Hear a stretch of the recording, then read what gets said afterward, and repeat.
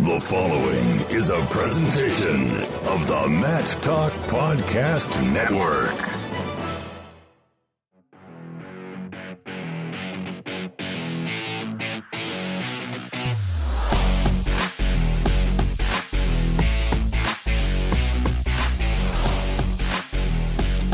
Welcome to On the Mat. I am Kyle Klingman of the National Wrestling Hall of Fame Dan Gable Museum, joined by Andy Moneyball Hamilton. Are we on to a Moneyball concept, do you think, Andy? True or false? We're making progress. Of course, we're talking about point differential index, and I think the further we go into this, the more I am believing in this. I'm confident that this is a tool that would be good for the sport. I think it should go in the program along with your win-loss record. I think we're learning a lot about wrestlers and what it means. I think we can learn just from the numbers what a wrestler does or doesn't do. I'm having fun with this. I know. Yeah. It's been cool. It's been a highlight every week. Yeah. Like diving into the numbers. Breaking it down and seeing what it is. Do you like the Moneyball concept? You're the baseball guy. Do you think it has value? Of course, the movie Moneyball, I just watched it the other day, and I like it conceptually. And you brought to my attention after I watched it, you said, yeah, they focus on certain things, but they neglected the pitching part of it. And, of course, it was all dramatic, and they, of course, have to dramatize a movie. That's what it's all about. But did you like it? Yeah, I think we got to find our Chris Pratt to play first base, right? Yeah. Our guy, Chris Pratt. We got a cool connection. I mean, just explain that too. You just had a great interview with Chris Pratt, who was a 5th place finisher in the state of Washington in high school, who is an A-list actor. He was in that movie, and he played Scott Hatteberg. Yep. He lost 30 plus pounds over the course of 5 weeks, I think, to get that role.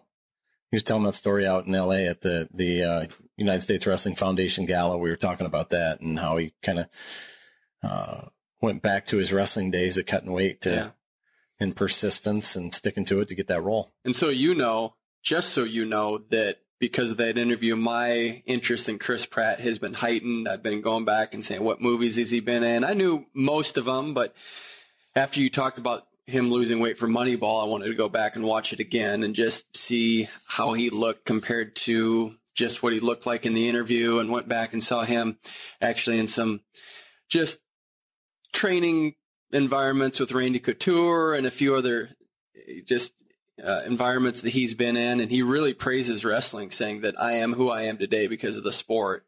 So it's been fun to do that in hindsight after that interview. And I know that a lot of people have had great things to say about it. It has to be a rewarding interview for you, just thinking back a couple weeks ago to having that. It was cool. It was a lot of fun. He had fun with it. We've talked off air about how sometimes you can ask great questions and just not get anywhere with somebody that doesn't want to play their part in the role of an interview either. But he really seemed to enjoy it and had a lot of fun doing it, and had a pretty powerful message too for what wrestling has done for him. We're talking our Moneyball. We're talking point differential index. If you have not followed this, we're trying to track how dominant a wrestler is or isn't throughout the course of a season. We have a simple formula. You win by 5, you get 5 points. You lose by 5, you lose 5 points on your overall record. Falls are worth 22. Technical falls are worth anywhere from 15 to 21, depending on what you get. And then you average it out, and that's your point differential index. We have gone through all of the weight classes, 125 through 157. We are at 165 this week. And I'll tell you what, we'll start at 8th place, Chandler Rogers from Oklahoma State. Hang on, Kyle. Don't you feel like we're burying the lead here a little bit? Our guests. We got a world champ. We've got a guy that just pinned a 4-time world and Olympic champ. I think the big story in wrestling right now. It is. G'Angelo Hancock. Yeah. 27-second fall over Artur Alexanian of Armenia. Incredible. I don't deny any of that. And he's going to be awesome. He's going to be an awesome guest. Yeah. And I think we are going to see him for hopefully another decade at least. I think we're just on the cusp of something with him.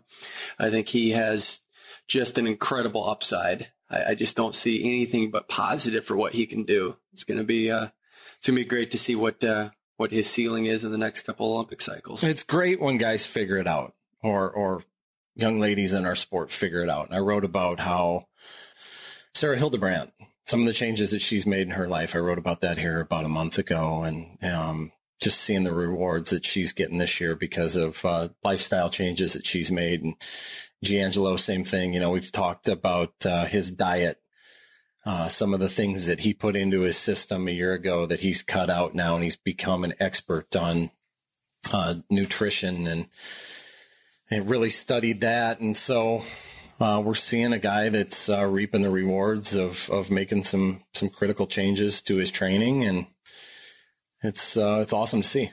Logan Stieber has been a rock for the past decade. He's on the World Championship team again this year, 2016 World Champion. I don't care what you say, it might have been an Olympic year. There's only 6 weight classes during an Olympic year. They added 4 for the non-Olympic weight World Championships. He's a world champion in my mind. He's outstanding. He was at 134 that year, up to 143. It sounds like he'll be there the remainder of his career, but certainly on the path to being an icon in our sport. Yeah, he's had an awesome career. I mean, you talk about what was he, 18, and he was cleaning up out in Vegas at the Open, and you knew right then and there that there are special things ahead for this guy. And I don't think he's done yet. I think he's got more in the tank still, and it will be interesting now. You mentioned moving up from 61 to 65 kilos. You talk in pounds. I talk in kilos when it comes to international wrestling. Right. But he's posted some big wins this year. He had a win in the World Cup against Haji Aliyev, 3-time world champ. And so he'll be in the mix, I think. Certainly has to tighten some things down defensively. He gets into some shootouts that get wild at times. It's good in the sense that he has the offense to pull himself out of some holes, but you certainly don't want to play with fire time and again in the World Championships. I mean, there are going to be instances where you dig yourself too deep of a hole. It's really hard to come out of, and so that will be key. If he can get matches into the second period where he's close or ahead, I think he's going to be really hard to beat. And he hasn't faded either. A lot of times you see these guys that were good in high school and had a huge upside in their late teens, early 20s, and maybe taper off a little bit. He hasn't done that. He continues to improve and shown that he can do it at multiple weight classes throughout the course of his career, and moving up in weight even during college, and wins 4 national championships. A couple of those were razor thin in the finals of the NCAA championships, but he got it done. And there's only 4 Division I 4-time NCAA champions. It's elite company. Yeah, and this, like last year wasn't the best year for him, obviously, with getting bounced over there, not medaling in Paris, but tough draw to begin with. He, I think, was probably feeling the weight cut a little bit as well, not quite having the strength that he might have had earlier in his career. The fact that he's up at 65 now gives him a chance to maybe regain some of that horsepower that he was lacking a year ago that he used to have in the past. Ready for a little PDI? Let's do it. Man, 8th place was the surprise of this weight class. Chandler Rogers had a ton of falls. Yeah, well, because, hey, he's number 1 on the list for PDI. Right. 10.4 in 8th place. Pretty big number for an 8th place finisher, but as we look at the data, had tons of 22s in the list. His wins were competitive, had some 4s and 6s in theirs, but his losses weren't that big of losses, and that contributes to having a 10.4 overall. I didn't see this coming out of Chandler Rogers, but when you think back to it and his style of wrestling, it kind of makes sense. I think one of the trends that we'll see at 165 pounds is the Big Ten was absolutely stacked, and they're going to have some numbers in there that are suppressed because of the fact that these guys button heads all the time. So the non-Big 12 guys, I think you're going to see that they're going to stand out a little bit more. The non-Big 10 guys, I think you're going to see that they're going to stand out a little bit more. And you really do. Just going back to the strength of schedule you've talked a lot about with trying to come up with maybe a better formula for point differential index is when you read these off to me, those early numbers, about the first 10, there's just a lot of 22s. And then you just notice at the end of the season, they really do taper off and you don't get as many of those big numbers.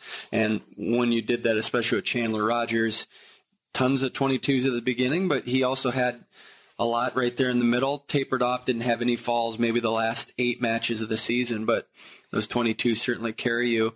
If we skip a little bit, even going to Alex Marinelli, we just did a little bit of math there. He really took a hit on that Saturday, dropping a 13-point major decision and then dropping a fall in the 5th, 6th place match. Yeah, so Marinelli's average going into the final day of the tournament in Cleveland was 7.34, and it fell to 5.32. And part of that is the fact that he just didn't have a ton of matches to pump that number up to begin with. But I think prior to running the numbers, Kyle, I think I felt Marinelli's was going to be a little bit on the low side for 3 reasons. Number one, he missed the first month of the season, where you mentioned a lot of times guys are putting up big numbers in that first month of the season at open tournaments and before the competition really ramps up. So he missed that, which hurt him. Number 2, he wrestled, as I mentioned, in the Big Ten. He wrestled a meat grinder of a schedule, ran into Richie Lewis a couple, 3 times, Vincenzo Joseph. He wrestled, he didn't see Aymar until the NCAA championships, but battles with Massa in there. Big Ten was absolutely loaded at 165. So Marinelli had the strength of schedule going against him. And then number 3, losing 35 points on the final day of the season, where he got pinned, and then he got majored by Wick as well. So that knocked his number down. As you mentioned, the strength of schedule for the Big Ten, top 3 finishers, all from the Big Ten. Vincenzo Joseph is your 2-time NCAA champion. He won it this year, 9.03 for Vincenzo Joseph. And then you go to Aymar. Isaiah Martinez didn't have many matches on the season, 10.1. Evan Wick had a few more in 3rd place. He was at 7.08. And like you said with Isaiah Martinez earlier, just didn't have the matches, and then early season, he didn't maybe have the competition, so that number is probably going to be a little bit inflated. It's really weird. We talk about the competition in the Big Ten, and yet Aymar missed. He wrestled Illinois wrestled Iowa, Nebraska, and Rutgers, and Aymar did not see Marinelli, Isaiah White, or Richie Lewis. So there was that. He didn't wrestle at the Midlands. They didn't see Massa or Joseph in the regular season, so it was just really an anomaly that Illinois in the Big Ten wrestled all those teams, and yet Iowa, Nebraska, Rutgers, Marinelli's not there, Isaiah White, and Richie Lewis, those matches didn't materialize. So just kind of a strange oddity in all of this. Chance Marsteller of Lock Haven. Tell you what, if there's a wrestler where we have enough data to say this is a legitimate number, it's going to be Chance Marsteller. 49 matches on the season, and that includes giving up a fall in the final match of the year to place 4th. Still equated to a PDI of 9.57. This is where, the strength of schedule element would be interesting too. He wrestled some tough matches in there in stretches, but of course, when you're wrestling close to 50 matches, they're not all going to be All-American caliber wrestlers. So 9.57, a big season for him to bounce back from struggles earlier in his career. Really cool redemption story to this point. David McFadden of Virginia Tech was in 5th place, 8.48. We talked about Alex Marinelli in 6th place with that 5.32, and then John J. Chavez of Cornell, 6.44. So overall, some pretty interesting numbers across the board here, with Chandler Rogers, as we mentioned, finishing 8th, yet he had the highest PDI. Did you see that coming? No, but I thought he would have a pretty big number, just from the standpoint that he's dangerous as anybody in the country at any weight class. And so you knew that he was going to put up a lot of 22s. It's just a matter of the fact that he didn't give up a ton. Like his losses, when we looked at it, what was his most lopsided loss, Kyle? It was -6 on the season. Chandler Rogers, -5. Just running through it right now. He had a 4-point loss to Branson Ashworth in the duel against Wyoming. Lost by 3 to Marinelli. He had a 1-point loss at the NCAA championships. 2-point loss and then a 5-point loss his last match of the season. So it looks like and then a 1-point loss to McFadden as well. So it looks like his most lopsided loss of the year was 5 points. He's not giving up the 22s. Boy, that helps. Yeah. I mean, that helps a ton. It just shows you just how much 22s are so valuable on the positive side, but it really does destroy your number. Like we said with Alex Marinelli dropping 2 points just on the last day of the season. That's everything to what a PDI can do. And it just shows how important it is to get those big numbers. Yep.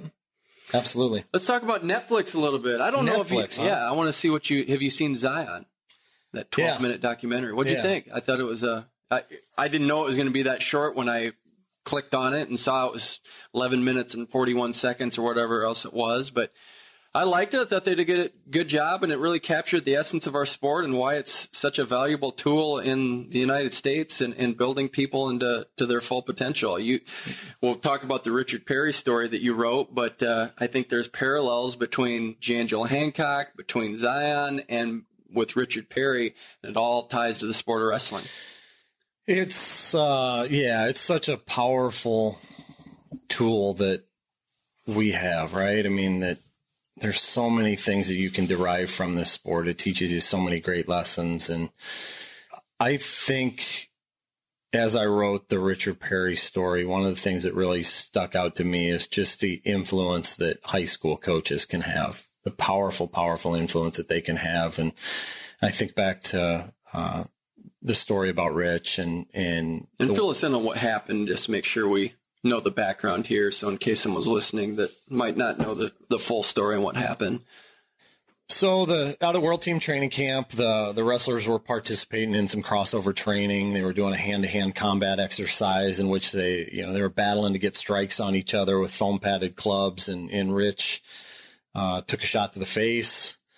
The foam padding on the baton dislodged and it went through a hole in his face mask and struck him in the eye and caused some brain trauma.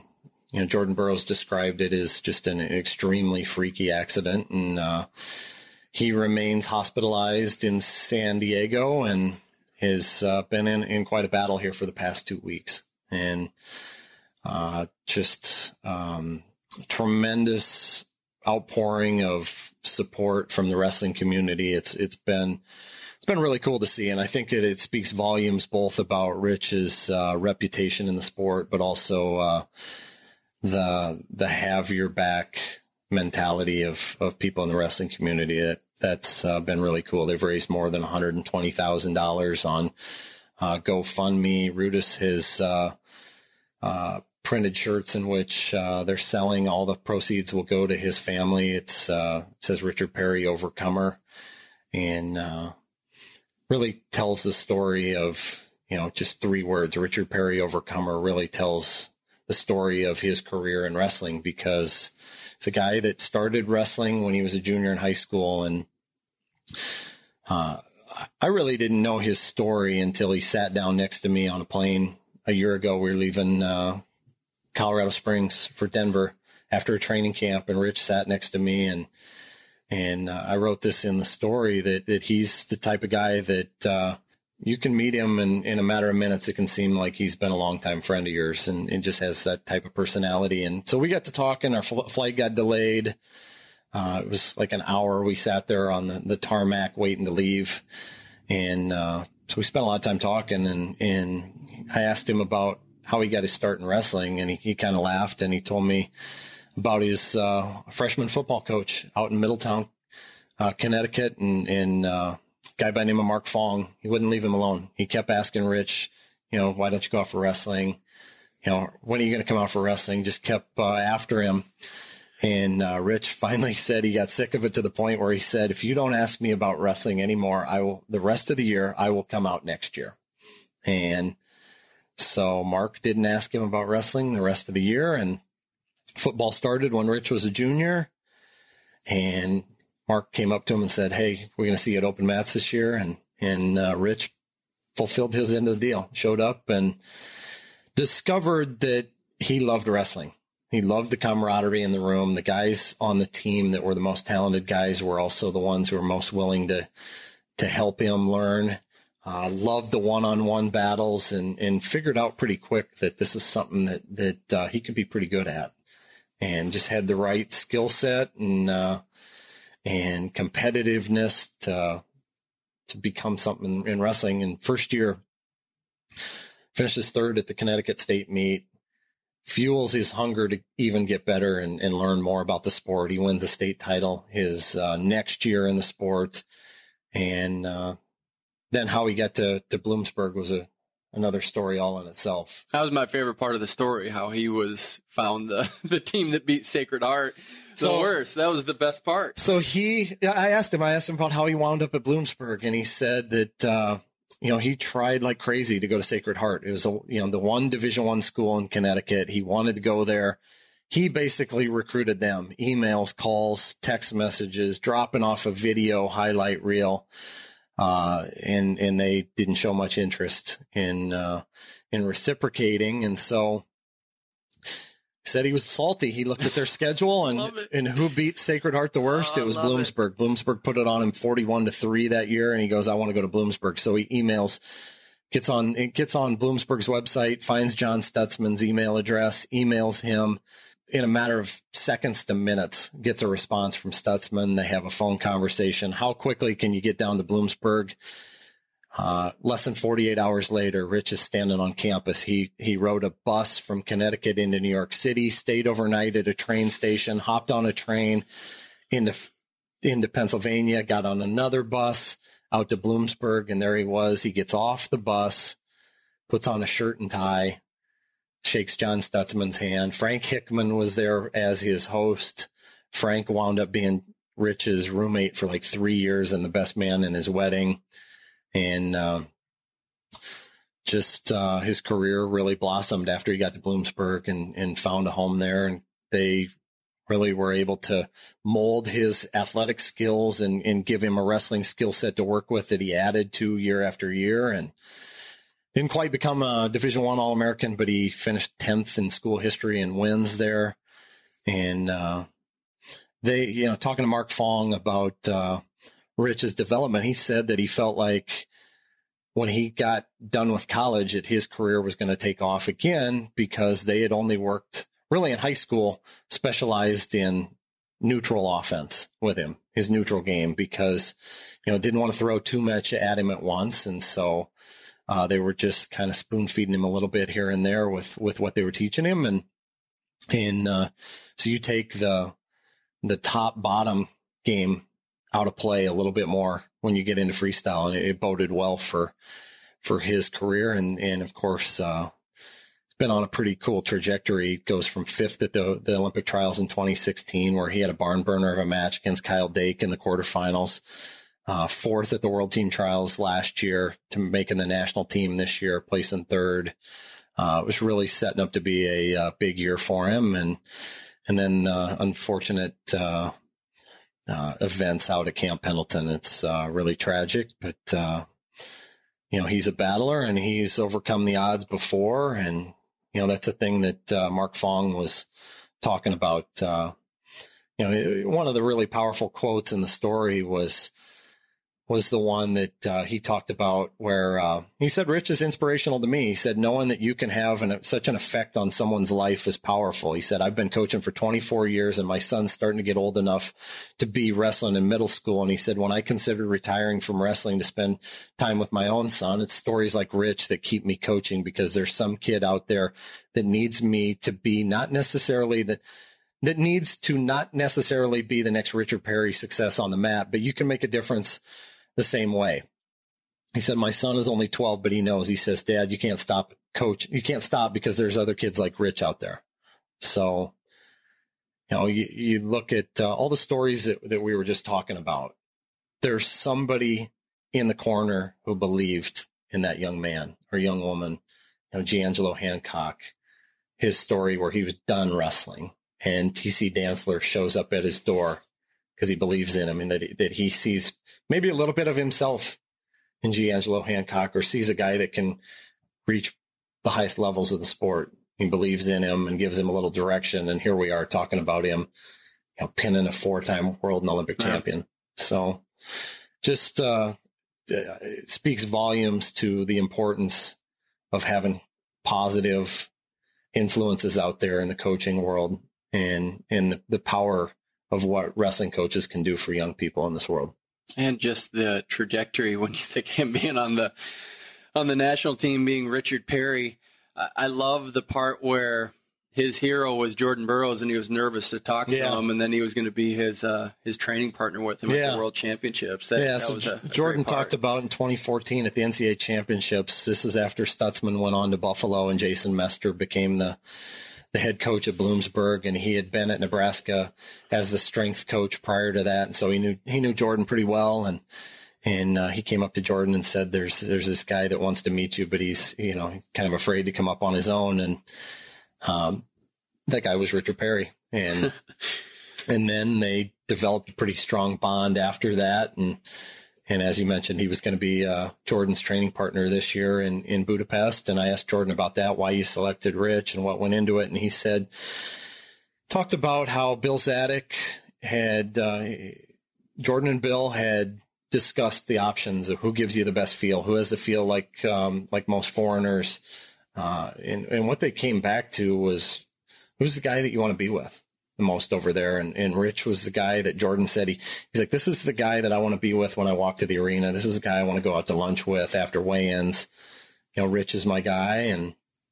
And so, yeah, it's heartbreaking that he's not going to be able to be there with Jordan in Budapest, but just to me, like a really cool story about how the guy has found his way in the sport and how many lives that he has touched along the way, just because he's overcome a lot to get to where he is. And that's awesome and everything. But you meet this guy and you spend some time around him, and he's the type of person that we need more of in this world.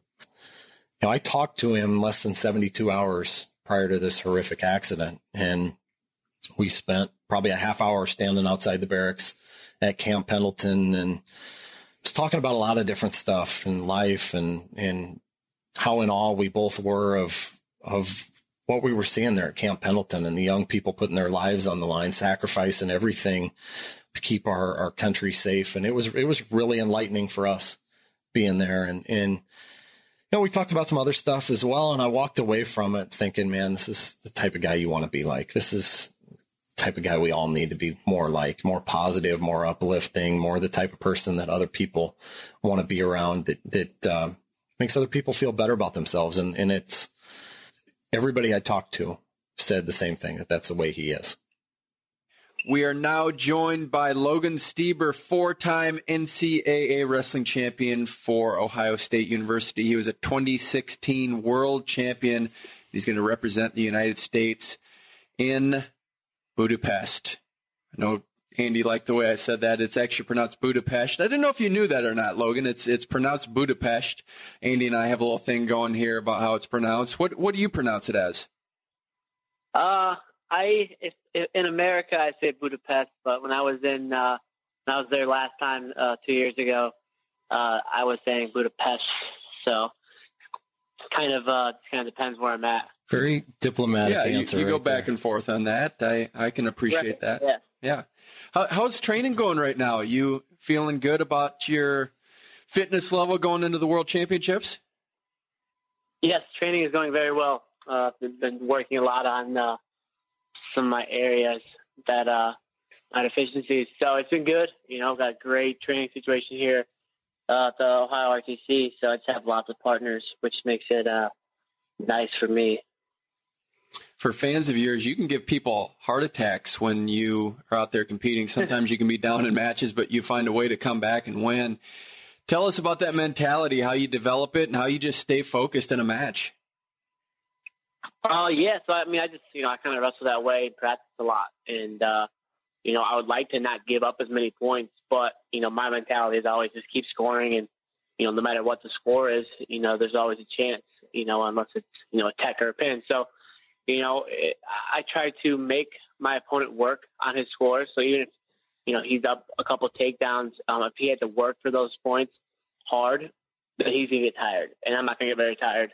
Or I might get tired, but they should be more tired than I am. So, if I can, keep it close, especially if I'm, my defense is lacking a little bit at the beginning of the match, I feel comfortable there. And, I put myself in that situation a lot in practice, down by a couple scores. And so that helps as well.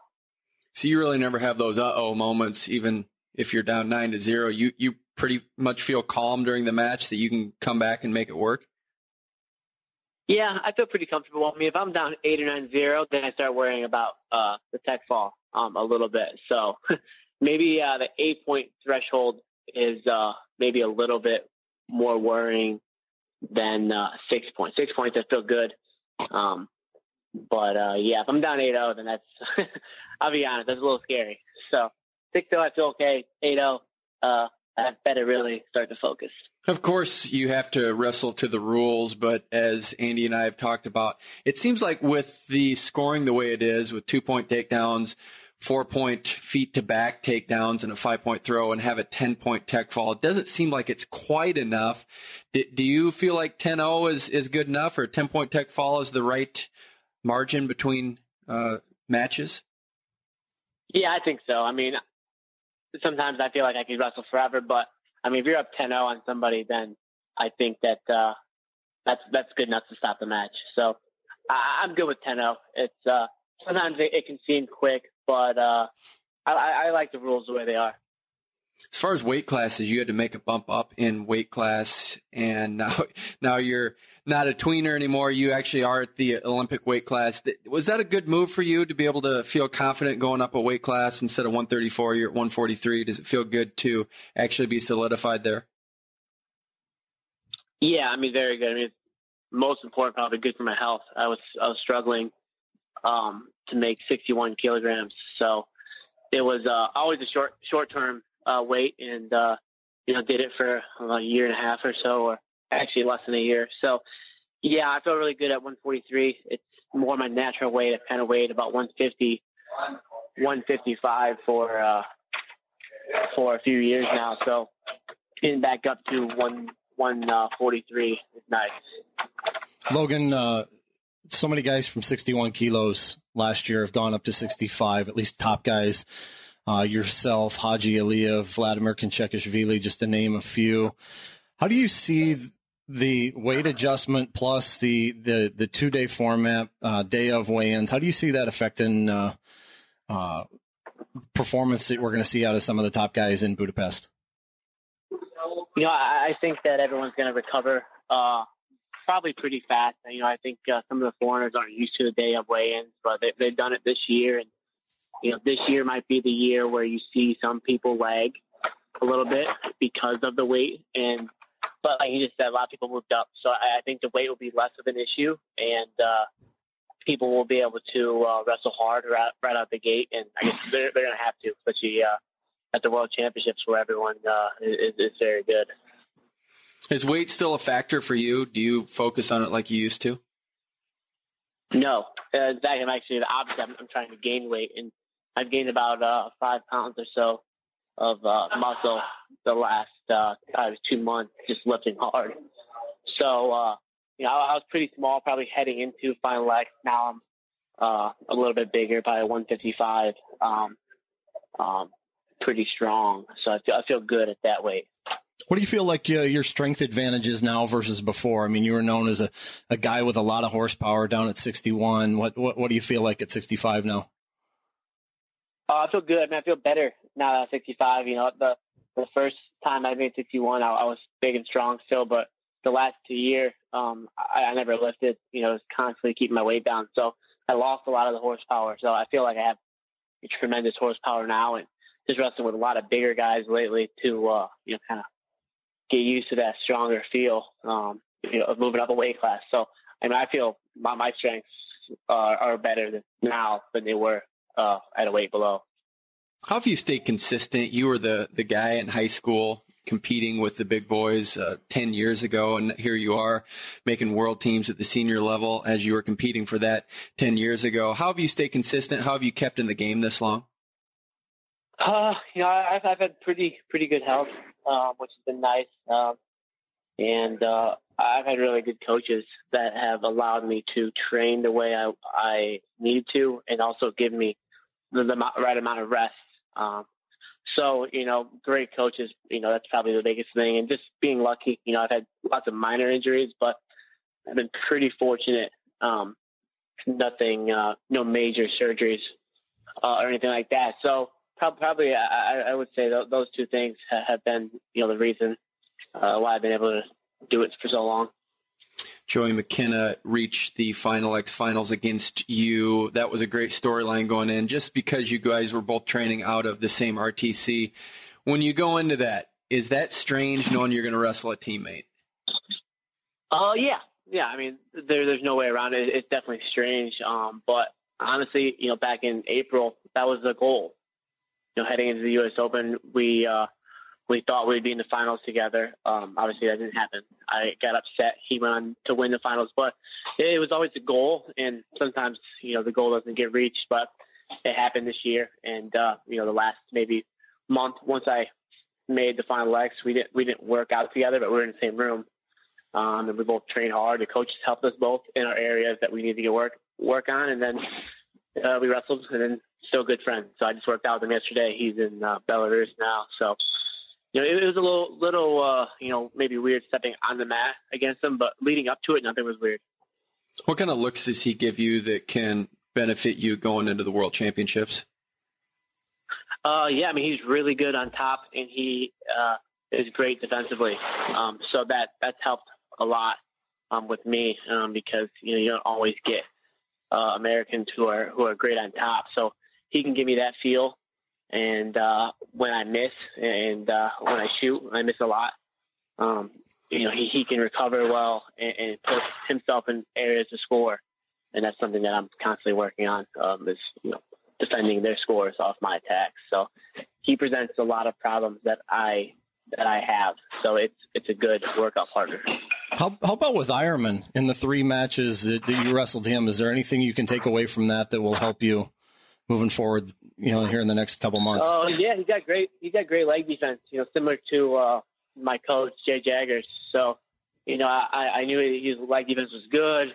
He got me a little bit tired with the leg defense the first match. And, I had a better game plan and, wrestled exactly how I wanted to wrestle and didn't get caught up underneath him too much the second 2 matches. So it wasn't too tough, too bad at the World Team Trials, but he definitely presented some unique problems for me.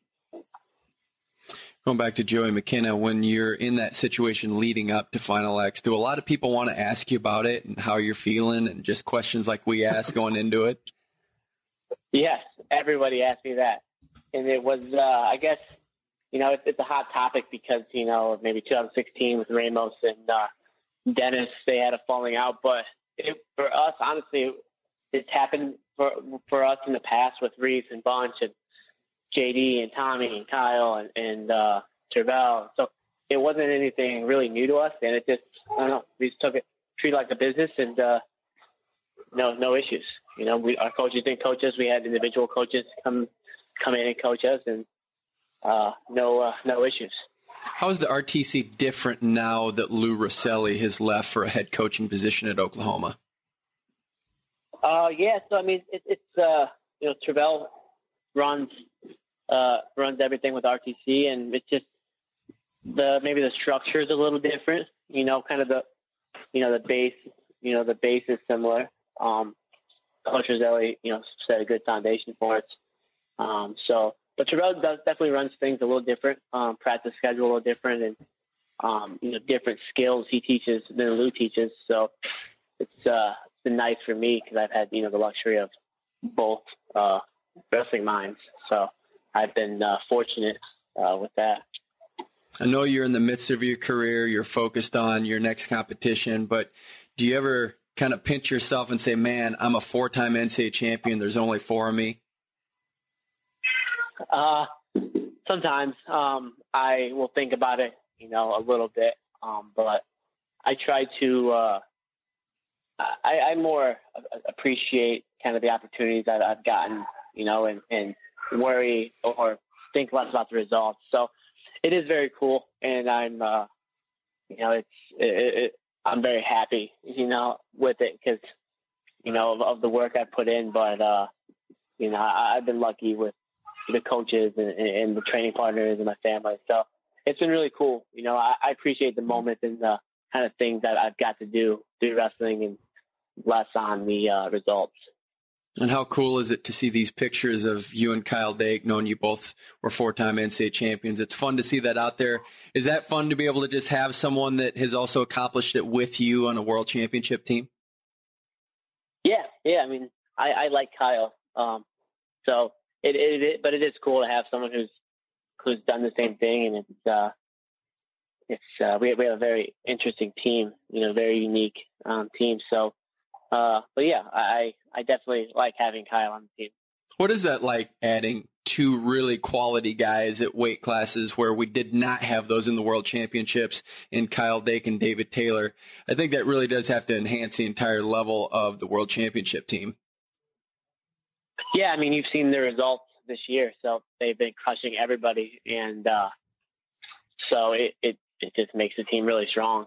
It gives us more confidence than we had last year. Last year we had a lot of confidence, so we added those guys, and Jaden moved up, I moved up, and Sean jumped in. So yeah, it's cool to have new guys on the team, and with David and Kyle, I mean, they're just they're crushing everybody. So it's fun to watch them wrestle.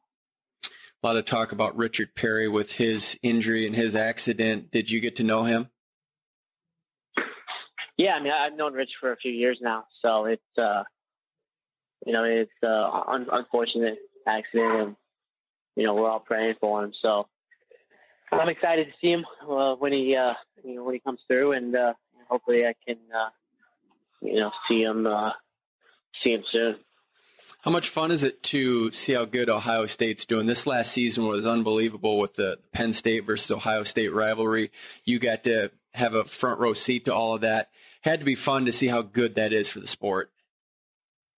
Yeah, I mean, I really I love Ohio State, so it's very good to see them continuing being a very good team. And this year's team race was crazy. I mean, I think probably this Penn State team was probably the best team ever, and I think we were the best team ever to take second. So it's just two really great teams, and it's insane, kind of the level of wrestling that's going on now, and Ohio State just keeps getting better, and we have great coaches, and RTC's running hot, so it's fun to be around, and it's inspiring to see all these good guys. When you look at getting to that level, the RTC is such a crucial part of winning national championships. Ohio State was on the cutting edge of that RTC, and you were part of that movement. Did you know at the time that you were heading towards something special, and this was really going to be the trend in college wrestling to have a quality RTC?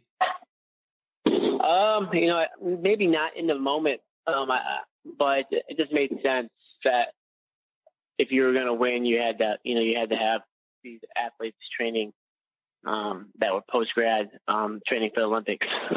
So, it was, when I was in school, it was great for me because I had, Bunch and Reese training and Angel training. So I had just unlimited, partners, plus with the college guys. So it seemed like it would pay off, and it has paid off. And now you can see that every program has an RTC. You mentioned the injury bug. You said you've had pretty much a clean bill of health, but your brother, Hunter, had to deal with some injuries. How's he doing? What's he up to these days? He's doing very well. He's assistant coach at Oklahoma University with Lou and Heflin and Mike Leitner. So he's doing very well, and I think he's heading out to Slovakia next week to coach Dom Bemis to Junior World. So, and he's going to come out to Budapest with me. So I'll see him in a couple weeks. So I'm excited about that. What are interactions like when you have your brother at another program? Do you guys just keep it to family matters, or you guys talk about wrestling a little bit too? Yeah, we talk about everything. I mean, we're brothers. We lived together for high school, all of college. So, we talk about everything. So, whether it's wrestling and family stuff and personal stuff. And so, yeah, talk about everything. So, it's different for him building up a program, than it being at Ohio State where it's been established. But they're doing good. And, it's always good seeing and talking to them. What do you like to do when you're not wrestling? What's your favorite thing that you get to do outside the sport? I like to shop a lot. I like to shop, and my fiance and I we live kind of downtown area, so we can walk to a lot of places. So we walk to shopping districts and coffee shops, and a lot of good food and coffee shops in Columbus. So that's fun to do. So I spend a lot of my time doing that when I don't have practice or anything going on. What would a shopping excursion with Jade Jaggers look like if you guys went out shopping together?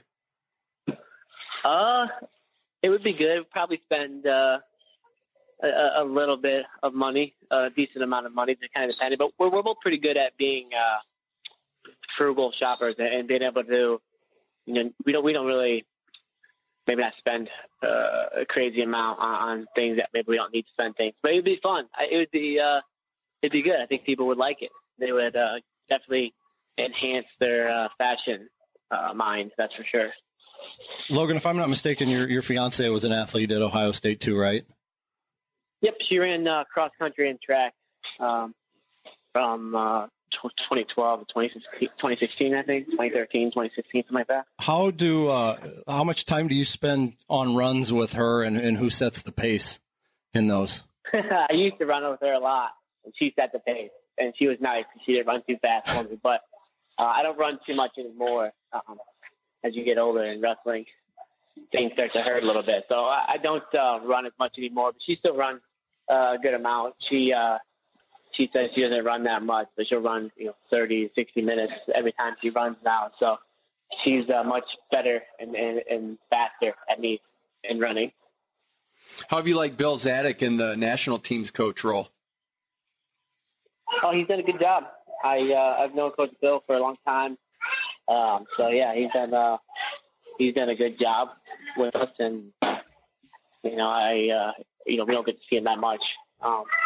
Spend most of our time, with our training centers. But yeah, I like Coach Bill a lot. Who are you bringing with you to Budapest then, as far as training partners? My brother. My brother will okay. come, and we get out there about a week early to Germany, so we'll train for about a week and get acclimated, and then we'll go over to Budapest. So how do they do that as far as allowing your training partner to come? Does USA Wrestling pick up the tab on all that? How does that work? Yep, so USA Wrestling will pay for a training partner, and I don't know if they pay for a coach anymore. They did last year, but I think this year might be a little different. But yeah, so they take up the tab for training partner, and they're pretty good with letting us choose who we want to take, and we get to so we can feel pretty comfortable while we're over there. It's just a short time, so it's not like a long training period. It's 1 week, so we don't need anything special. Just making ourselves feel good. Tom Ryan's a unique guy. Here's a guy that just seems like he gets it and gets the big picture of the sport. You get to be around Tom Ryan. What's it like being around such a impactful guy in our sport? Coach Ryan is truly the best. I can't really say enough good things about him. He, just would do anything for me. He really, really cares about me and his athletes and his coaches and people around us. So he's very good for wrestling. He's very good for Ohio State, and he's actually going to be the officiant in my wedding. So that's how much I care about him, and that's how much I respect him. So Coach Ryan is the man. I truly appreciate Coach Ryan and everything he's done for me and for the program. Hey, we really appreciate this interview. We're excited to see how things go at the World Championships. A lot of buzz going with this team, and you get to be a part of it. You've done a lot of great things in the sport, and I know you want to keep going, and we're grateful that you spent some time with us. Yeah, thanks, guys, for having me. All right, that was Logan Stieber. We appreciate that. Our next guest, Greco-Roman. He is going to represent the United States at the World Championships this year at 97 kilograms, a.k.a. 213 and a half pounds. And get this, Andy, you knew this. You were part of it. He made a world team last year, the Senior Worlds, the Junior Worlds, and the U23 Worlds. You got to experience that. How cool is that? I think I spent more time last year with G'Angelo after August 1st than I did my own family. Well, I'll tell you what, and he did something special. He pinned a 4-time world and Olympic champion at a Polish tournament. G'Angelo Hancock is with us. How are you? I'm doing great. Fresh off this flight back home, feeling good. Good to be back in Colorado. You buzzing from that victory? A lot of people talking about it. You pinned an Olympic champion. Had to feel good. It does. It feels good. It makes me think things going in the right direction. That's a good sign at least. But never satisfied. Never always hungry. So I'm still ready. Got to repeat that in Budapest. For it to mean something. But it's good. I feel great.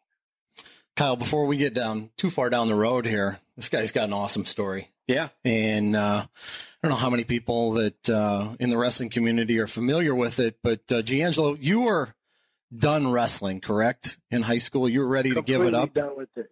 And, yeah, absolutely. And TC Dantzler just shows up at your door, right? Can you walk us through that, Yeah. how that story transpired and how he put you on the path to where you are now? So it's pretty crazy. I was growing up. I was a troublesome kid, in and out of trouble. And, I met TC, once or twice at a duel. My school's found for Carson High School is what I went to. And we were dueling at the time, Pine Creek. And they're, one of the very, very good, top prospect schools in the country. And, Coach TC met me there when I was actually on the end of what I thought was the end of my wrestling career. And he saw potential in me, He saw me wrestle and whip up on one of the top prospects in the country at the time. And so the next time he'd seen me, I had actually missed weight at the door, which is funny enough. And so that was the last time he saw me. And I remember him coming up to me at that tournament, at that duel me, and telling me, he's like, yeah, you can't be doing this. And Coach TC's words is leaving money on the table. And he'd always tell me, you can never leave your money on the table. You got to get every bit, every dollar, every cent. And, that was the last time he saw me. It was me missing weight. And so I'm sure he had seen some downward progression and whatnot, but he actually came to my house randomly when he had heard that I was done with wrestling, and he knocked on my door. I remember answering it, and he said to me he was the man who was going to change my life. And at the time, I didn't really give him much thought. I was like, yeah, okay, guy. He's like, Mom, get the door, please. This is some crazy guy here, And he talked to my mom for hours that night. And I remember him telling me he had a huge plan and huge ideas for me. But it was in a style I'd never heard of, which was Greco-Roman. And, my mom was at a point where she was willing to try anything. And she let me go at TC. And, he, thank God, he took me from state to state. And we actually competed in some of the biggest national tournaments, such as like the Southern Plains, the Fargos. And he told me if we go to these tournaments and we compete well, I'm telling you, something's going to happen, something big. And, God willing, we competed well. And I got noticed by the Olympic Training Center. I remember them telling me, they're like, Coach Millen actually came up to me and he said, he's like, oh, well, you got potential, kid. We'd like to get you out to the Olympic Training Center, see how, maybe train you a bit, see what we can do. And I was like, well, I have to talk to my family about it, see how far you guys stay. And he's like, all right, well, if you can, maybe you can come out to Colorado Springs. And me being from Fallon, a 15-minute drive from Springs, I was like, well, I'll be there practice Monday, And that's a long story short. That happened over, of course, 6-7 months. It was a long road, but worth every bit. Kyle and I talked at the top of the show before we brought you on about just the influence that coaches can have. And at that point in your life, how important was it just to have somebody to believe in you? It was tremendous. A lot of people don't know about me, but I don't have the greatest relationship with my father. So at that point in time in my life, especially during my troublesome years, it was huge for me to have someone like TC Dantzler, and he isn't just a wrestling coach. A lot of people get that confused. He's my life coach. You need a life coach, I think, to succeed. Like, you need someone who's been there, someone who only wants the best for you. And that's what TC Dantzler is for me. That's what, Herb House, he's the same way. He's a life coach for me. These guys take care of me an insane amount. And, at that point in time in my life, it was even to this day, even my most important decisions, I ask Coach TC, I ask Coach Herb. I'm like, guys, what should I do? It goes much deeper than wrestling. And for any young man growing up, I think just in general, and like in my circumstances, to where a father figure is not as a dominant role in your family. I was raised by a single mother. I think that is something that is just phenomenal for him to do and phenomenal to have a part of your life. Almost like a kickstart. You mentioned that you had a troublesome youth, troublesome upbringing. What hardships did you face during that time? I was going through a lot at the time. Growing up, as growing up in Fountain, Colorado, it's just I wouldn't say a hood area, but it's very ghetto. There's a lot of bad things you can be a part of, such as just growing up, even getting in small fights, just trying to be that the class clown, things like this. And growing up without a father, being around all the time, you kind of have to, think of yourself as a man of the house in a way. So you kind of get this little ego as a kid that you're top dog, and it's a lot of things, things like this though. As far as discovering the sport, how did you find wrestling initially before you got in touch with TC on the Greco side? So in sixth grade, my mom was like, I told my mom I wanted to try for wrestling. I had some buddies who were like, "Oh, I'm going to wrestle this year. Why not? Just to get back in shape for football season." Back then I didn't give wrestling nearly as much thought as I give it now. Now I breathe it, but back then I was just in and out of sports. My favorite, of course, was American football. The dream of making it to the NFL, just like every kid's was. But I had a group of buddies who came join the wrestling team, and they got me, wild up enough to want to go join. I remember I told my mom, and she's like, "Son, I don't need you going around people making opinions of you and that leotard." And I was just like, "Mom, that's what I want to do. This is what I'm going to try." And I tried it, in my first year ever wrestling, actually, in sixth grade, I fractured my growth plate in my right ankle. And Coach Montoya from Fountain Middle School, I'm pretty sure he still works there now, great guy, great coach. He said, "Well, wrestling's it's a lifestyle. If you want to be a part of this team, if you want to wrestle next year, you have to come to every single tournament." And I'm like, "Coach, I'm done for the season. My ankle's messed up. I don't want to be at these tournaments. I don't want to just go watch wrestling." But I did. So, that first year was kind of a hard year. I fractured that growth plate in my right ankle, and I just was watching wrestling, getting the taste of it. And the next seventh grade year, I came at it full-fledged all the way out. And so that was kind of the first years of my wrestling career. I remember hearing stuff about you last year as a football player and what a prospect you were there. Where could football have taken you? What kind of looks were you getting in football?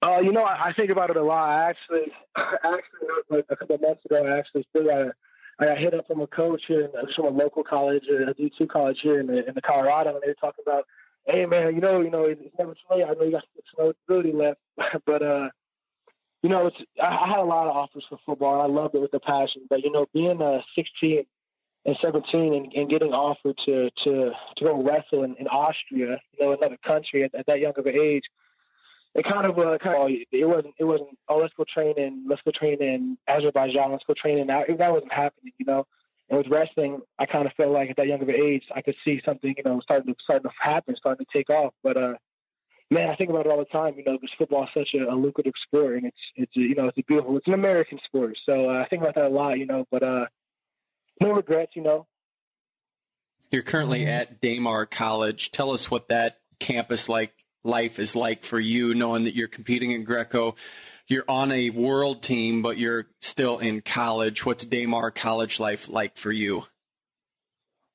Well, I'm not going to lie. It's hard. It's tough. And the funny thing about it is I'm not actually even taking a full load. I'm taking 9 credits, and that's 3 classes. And the full load is 12 credits, which is 4 classes. So I'm taking 1 class less, and it's actually still very difficult, to be able to attend, especially when overseas, but to be able to attend these long, just draining camps. You're wrestling with some of these guys that are super good, and you come back to your room and you're just completely dead tired. Literally it's just eat, train, rest, repeat. So it's kind of hard, when you have to motivate yourself mentally to get your body up. It's drained to just go ahead and hammer out an hour here, an hour there, do some homework. But I thank God I have some of the greatest professors I could have asked for. My instructors are so nice to me, and they're so willing to work with me. They realize my schedule, and I couldn't be more grateful to have these teachers that I do have, because, they actually work for me all the time. They're telling me we set out plans and schedules so that we can get assignments turned in. And so far it's been great.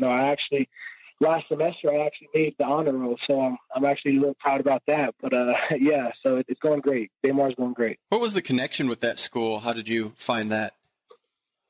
Matt Lillen actually came to me out of the blue one day, and I guess that Steve Frazier, Coach Herb, and Matt Lillen got a message from Daymar. I think they had a certain amount of money that they wanted to reach out to some young prospects that could possibly, to have a future in not only wrestling, but would like to further their education. And at that time, it was me and Kamal Bey who were, in the coach's mind, I guess, the perfect prospect. And, Coach Herb, Coach Lillen, they reached out to me and they said, hey, we got this opportunity for you to have a $75,000 scholarship, which would be enough for a bachelor's in most degrees. So I said, absolutely, I'm all for it, so we got involved through it with that. And so from there, Matt Lindland is the head Greco-Roman national team coach and the guy leading the charge right now. He's really an icon in multiple sports. He's mixed martial arts. He's in wrestling, really an innovative guy and a lot of air. Lindland.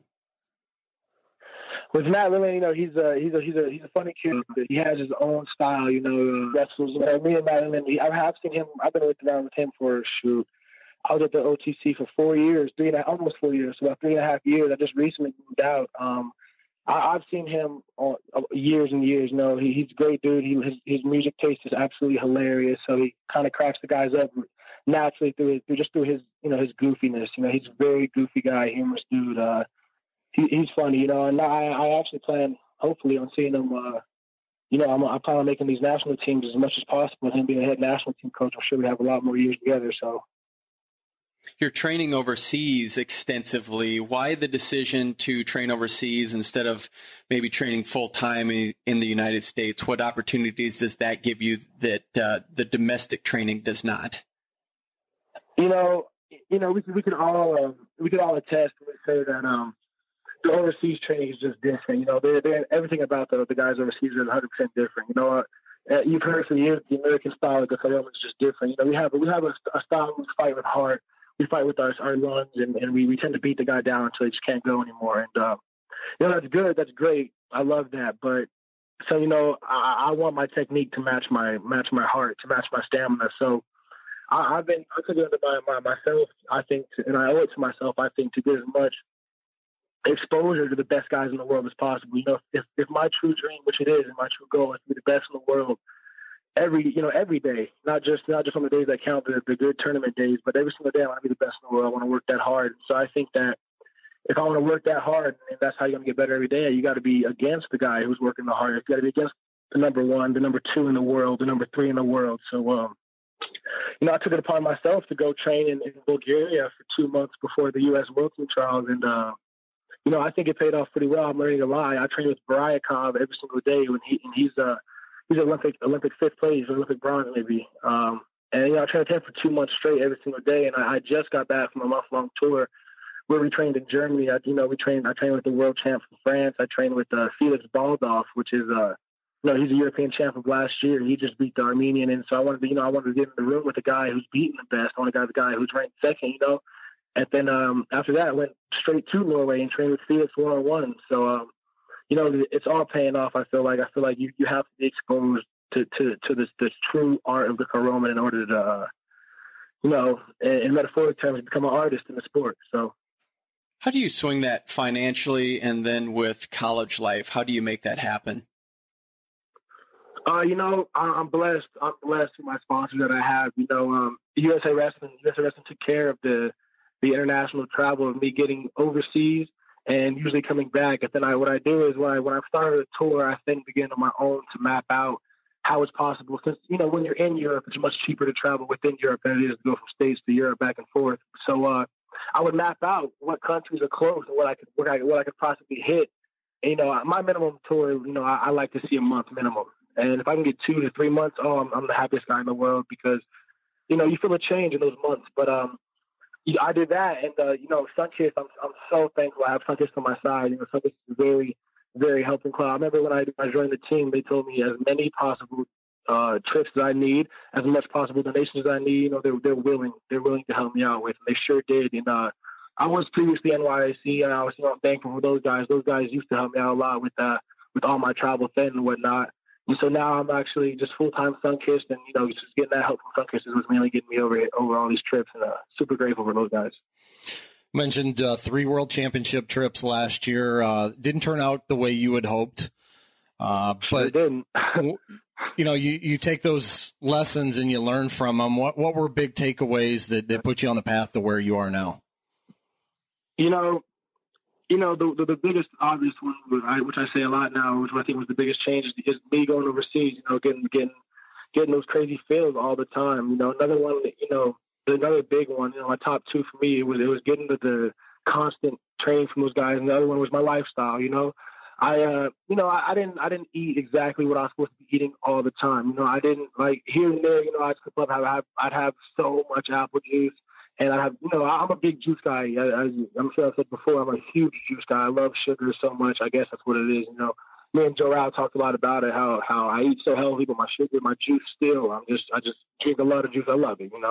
Water doesn't always hit the spot, but, it's a big lifestyle change. It got to a point, I was realizing how many carbs I was eating, how, I see some of these guys overseas and they look massive with zero body fat. And, it's because they live the lifestyle. These guys are dedicated day in and day out. They take sleep just as seriously as they take practice. And, I think that's something I had to start doing. I had to start getting my sleep correct. I started sleeping with, I don't know if the special headphones with the soft spot on it, so you could sleep with them and lay with them without irritating you. And I would just play sounds of waves or rain. It's a whole different mental length I'm trying to put myself on. There's a lot of things I try to mess with, dabble with. I think they're all slowly taking their course, but, just got to stick to it. That's the main thing, is just sticking to the lifestyle. What's the difference now versus before when you get out there? Where do you feel it the most? Is it in matches? Is it in training? What are the biggest differences? I think you feel it every day because, I feel like before there's practices where I was like, man, I don't even want to do it. This is going to be a hard day. Already I can feel it from the second I open my eyes. And now it's like when you do the proper things, you put in the right feel, you get the right amount of sleep, your body wakes up wanting to give. And you feel like if you're not working out, you're not doing your body justice. I woke up today, it's actually my off day, and yesterday was my off day as well, just getting back to the stage, and I had to go to the gym, I had to go work out because my body was ready to put something out. And no matter how little it is, it all counts. And I think that's what matters the most, though, is how your body is ready to give. Last year, Andy conducted an interview with Matt Lindland where he called out the Greco-Roman team. Did you heed that call? Do you feel like that was part of why you made the turnaround this year? Was that in Poland, the U23 tournament? Yeah. Yep. Yeah, definitely. That was, I think that was a huge part of it. And as an athlete on the USA team, you kind of, especially after, for me specifically, for after a trip like that, where I got kind of hurt back to back with my world championships, it was a moment of food, deep insightful thought and deep insightful look. And, to see that the coach was, pretty upset.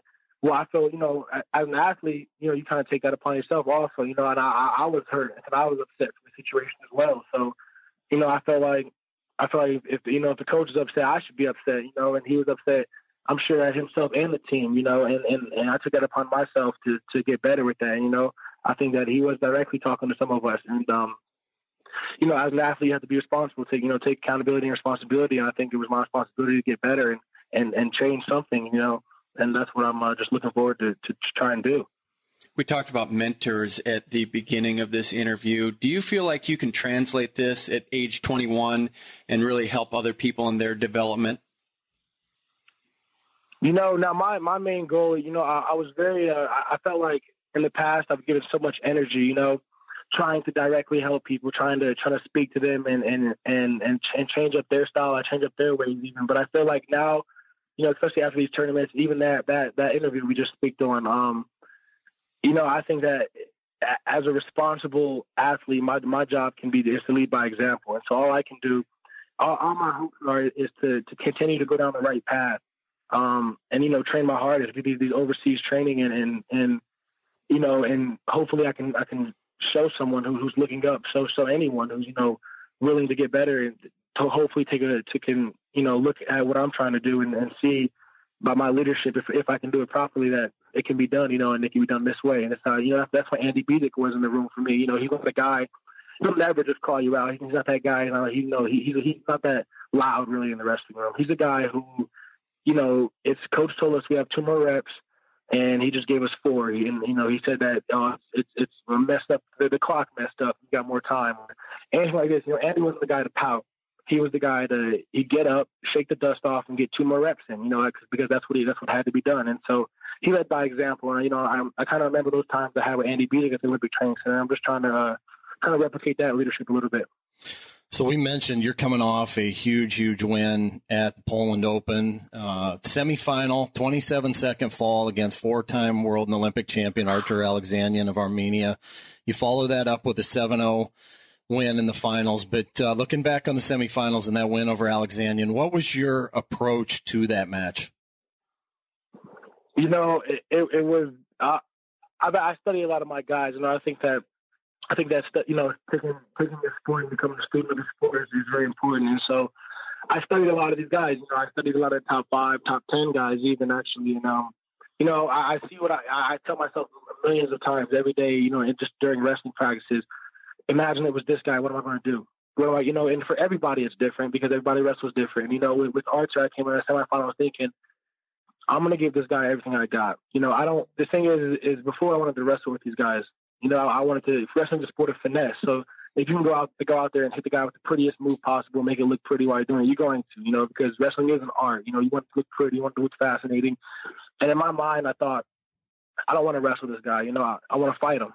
And that was my mentality going out there was I want to fight this guy. And, I remember texting Coach Herb minutes before the match, literally, and the only thing I told him, he's like, heck yeah, go get some. Like I remember I had the text actually, and the only thing I sent back was body lock or bust.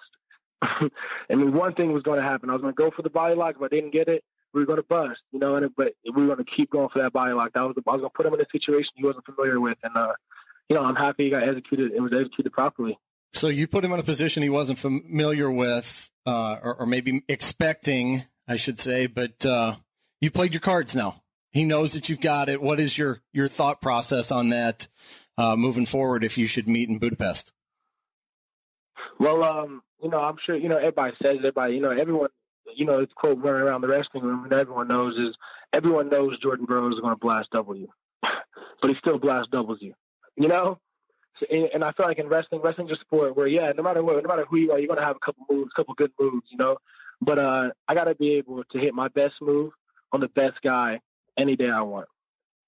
So he can know I have a body lock. That's fine. And next time he wrestles me, my body lock will be better than before, and I promise that. So, that's what that is. How cool is that to have a teammate in Joe Rao post that on Twitter? Drops an F-bomb, but that's okay. It was still fun. He's getting into it. Raw emotion. Yeah. That has to feel good that you have teammates backing you. That was huge. I'm so grateful. Joe Rao on that trip because, normally I like to go on my trips alone because that's when I do the most insightful thinking. But I'm so grateful I had Joe.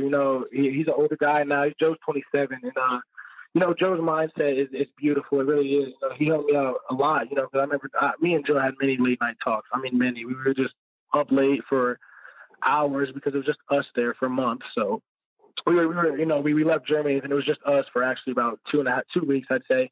And, so we had a lot of time with each other. And I remember one of the stories that hit me the most, I was thinking this before the match also. I thought I kind of take this with me. I definitely take this with me now. I'm going to think it before every match now. He told me a story. I forgot the names of who it was, but this wrestler went out there and he was wrestling this world champion. And he was just out there dying, giving everything he had. And he won by like 2 or 3 points. He came off the mat and his coach asked him, like, how do you feel? And the guy's dragging his arms, his back is hunched, and he's like, I can't feel my arms. And the coach said to him, that's how you should feel every time. And, that's kind of the mentality I wanted to have is, every single time I go on that match, dog, dead, tired, and just put it all out there. My body should be burning, And so that stuck with me. Joe has a lot of wisdom. People be surprised. He's a goofy character. He's actually literally a stand-up comedian. So, but Joe has a lot of wisdom in there and a lot of seriousness behind all the jokes. You're a history buff. Do you know much about wrestling history as it pertains to Greco-Roman?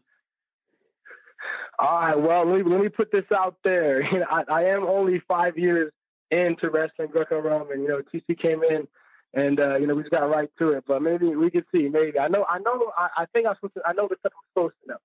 So, like Mike Houck, do you know who that is? Mike Houck. Yeah, that's Mike Houck, yeah. Off the top, but I'm not sure if I know off the top. Okay, so I'm going to inform. He's our first world champion in Greco-Roman. He won in '85.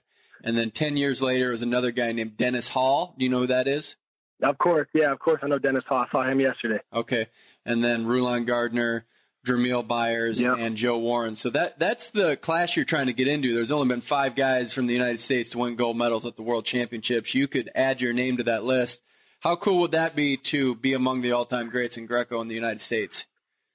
Man, that'd be amazing. You know, what's awesome, beautiful about that is two of the guys, two out of those 5 you actually you listed. I've been coached by 2 of them, and so that's a beautiful thing. Dennis Hall is actually in the Springs now, and he's going to be running some camps and running training. So we're going to begin, some personal time together. And Coach Byers, I've spent hours upon hours with just training with him, some coaching with him, and so that's just amazing to even hear you say that, because it's nice to know that some of the guys that are in that book are the ones who are, putting their touch on me also. So that's great.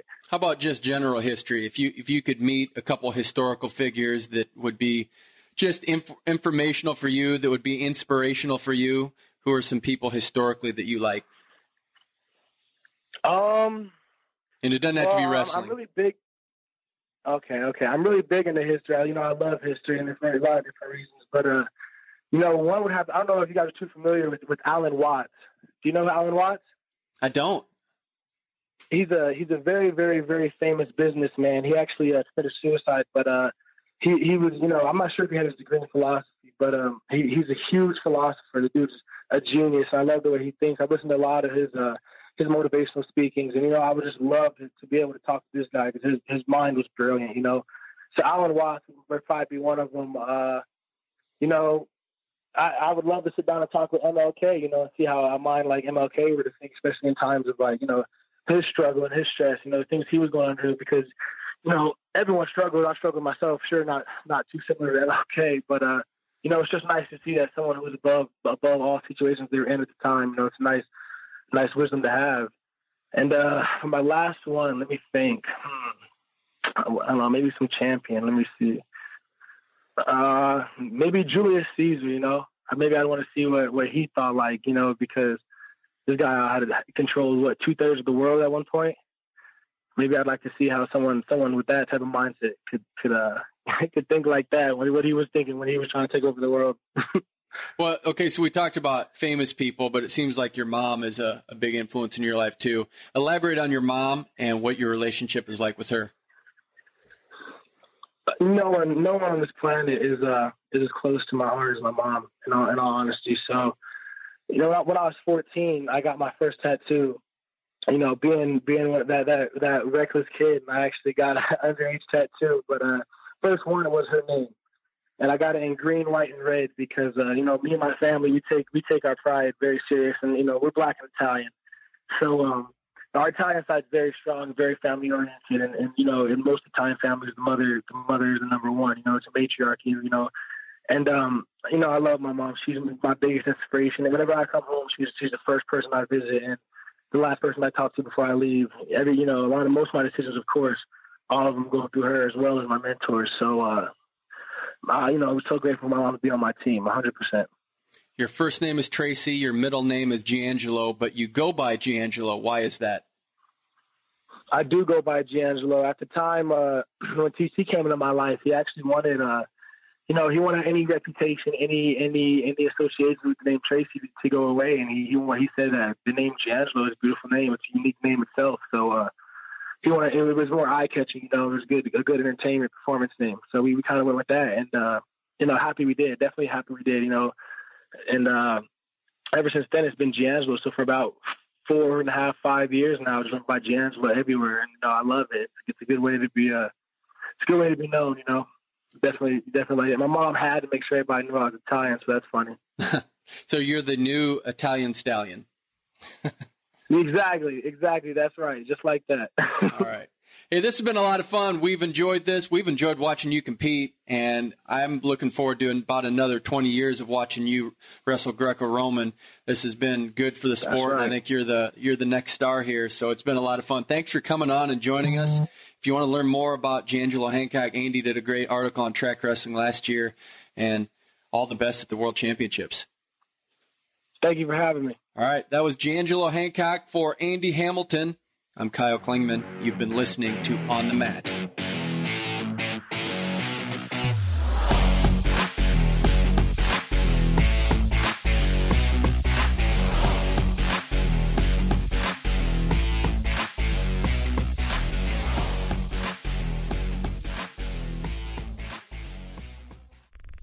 This show is part of the Mat Talk Podcast Network. For more wrestling podcasts, head over to MatTalkOnline.com.